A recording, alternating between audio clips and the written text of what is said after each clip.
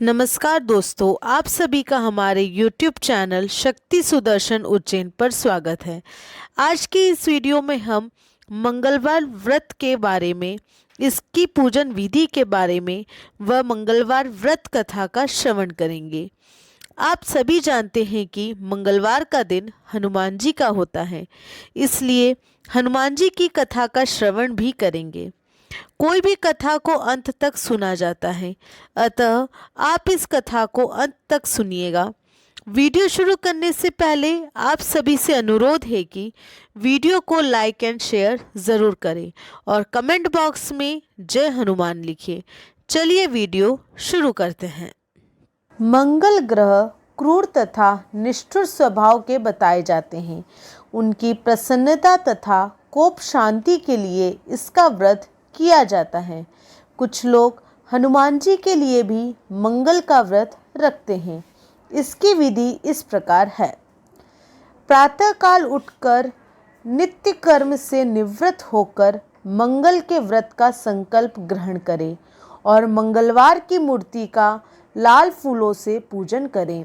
लाल वस्त्र चढ़ाए, गुड़, घी, गेहूं के बने पदार्थों का नैवेद्य लगाएं तथा एक बार दिन में ही भोजन करें। इस प्रकार 6 मंगलवार का व्रत लेने के बाद 7वें मंगल को मंगल की स्वर्णमयी मूर्ति का पूजन करें। 2 लाल वस्त्र चढ़ाएं तथा लाल चंदन का लेपन करें। धूप, पुष्प, अक्षत, दीपक चढ़ाएं। घी, गुड़ और तिलों से 108 बार मंगल के मंत्र अथवा नाम से हवन करें। पूजन के पश्चात ब्राह्मण को भोजन कराकर उक्त मूर्ति किसी सुपात्र ब्राह्मण को दक्षिणा समेत दान कर दे।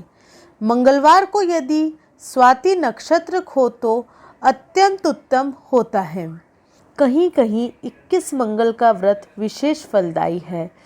इससे मंगल जनित व्याधियां दूर हो जाती है और दुख दारिद्र्य के विनाश के साथ सुख समृद्धि की प्राप्ति होती है।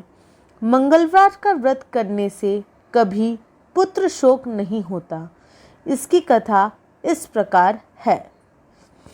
पूर्व काल में सर्वज्ञ नाम के एक परम सदाचारी तथा कर्मकांडी ब्राह्मण थे।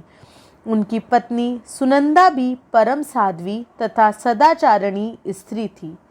गृहस्थी में सब प्रकार का सुख था, किंतु संतान न होने से दोनों बहुत दुखी रहते थे।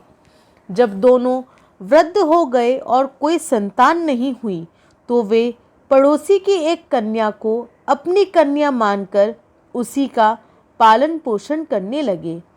कन्या परम रूपवती तथा भाग्यशालिनी थी।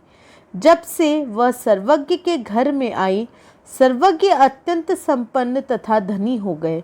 यथा समय सर्वज्ञ ने सोमेश्वर नामक एक योग्य वर से कन्या की शादी कर दी। जब कन्या सयानी हुई तो वृद्ध दंपत्ति ने उसे पति के साथ विदा कर दिया। कन्या के ससुराल का मार्ग घोर वन में से होकर जाता था। बीच मार्ग में डाकुओं ने उन्हें घेर लिया और सोमेश्वर को मार डाला। सब कुछ लूट पाट कर उन सबों ने कन्या को उसी वन में अकेली छोड़ दिया।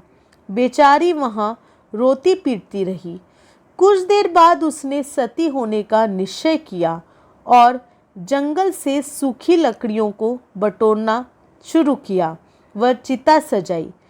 पति की लाश को चिता पर रखकर स्वयं भी उस पर बैठकर वह आग लगाने ही जा रही थी कि उसी क्षण वहां एक तेजस्वी पुरुष आविर्भूत हो गए। उसके शरीर से दिव्य ज्योति निकल रही थी। कन्या ने उसकी ओर देखकर पूछा, महापुरुष, आप कौन हैं जो इस जंगल में घूम रहे हैं?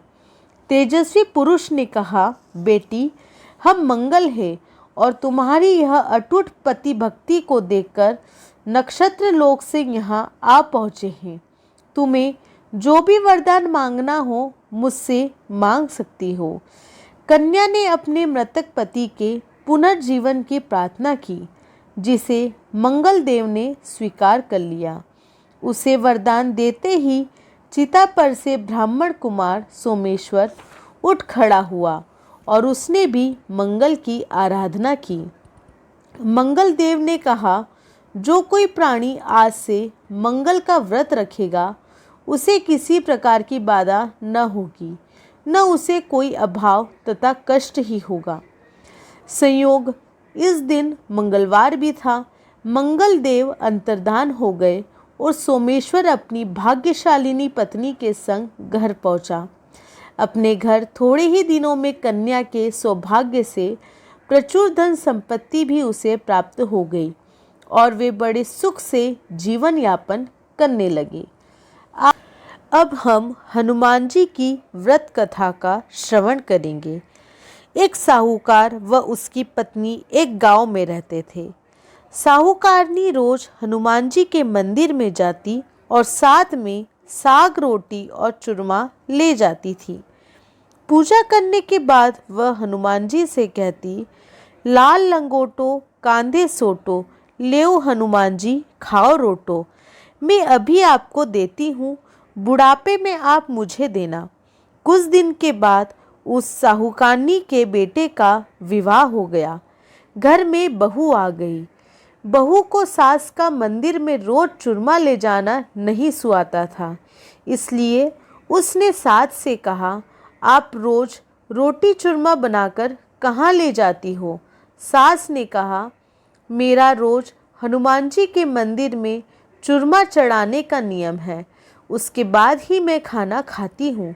बहू ने कहा, आप अब रोज रोज मंदिर नहीं जाओगी।